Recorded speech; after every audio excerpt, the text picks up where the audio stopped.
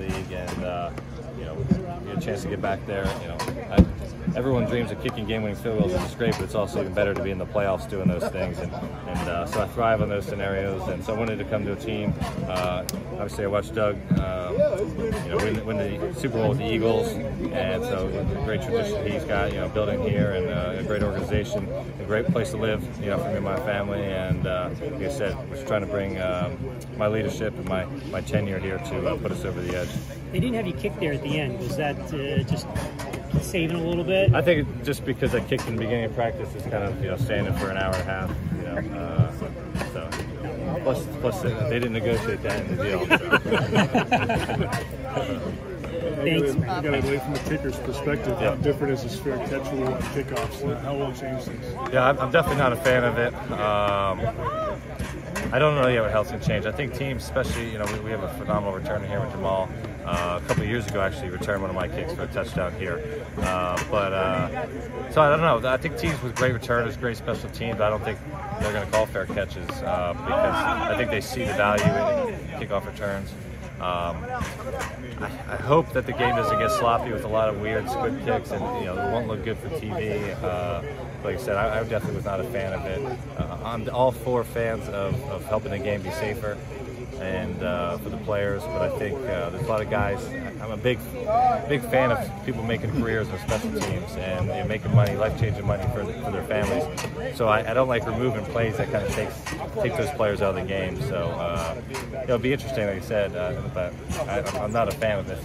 It could change the strategy of maybe some of that line drive split stuff, or just kick it out of the back of the end zone. Yeah, obviously the game plan for each team is different, especially in time on the clock is big when there's maybe 17 seconds left on the clock and you want to keep the ball in play.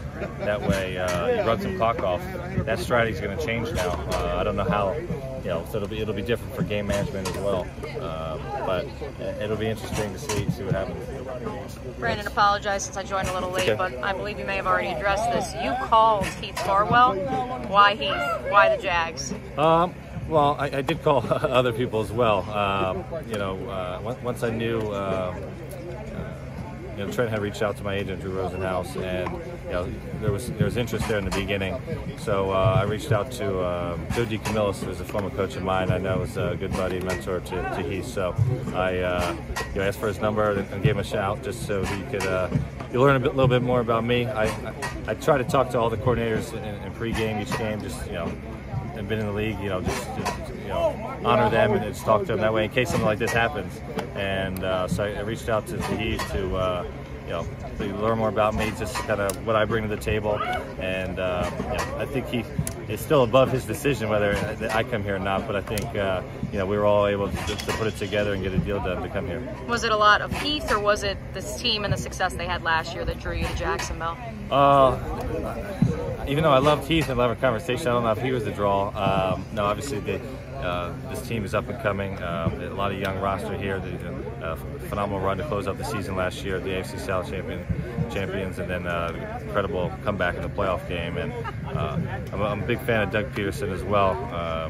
And what he was able to do in Philadelphia, win a Super Bowl. So a lot of that culmination here. Obviously, it's a beautiful place to live here in Jacksonville, Florida, and Heath was a bonus. It's always good to like your boss. So like I said, very excited to be here and looking forward to this next chapter. How do you think the heat has gone so far for your first day out here in the early 80-degree temperature? Since it'll be only getting hotter. No, it's only getting hotter. A couple of years ago, I bought a house down in Lighthouse Point, Florida, right near Boca Raton. I typically go back. I have gone back to Colorado in the summer, so I haven't done the summer heat here. But it'll be different. I'm excited, and my kids will love it. That way, they can be outside more and stuff. So. Awesome.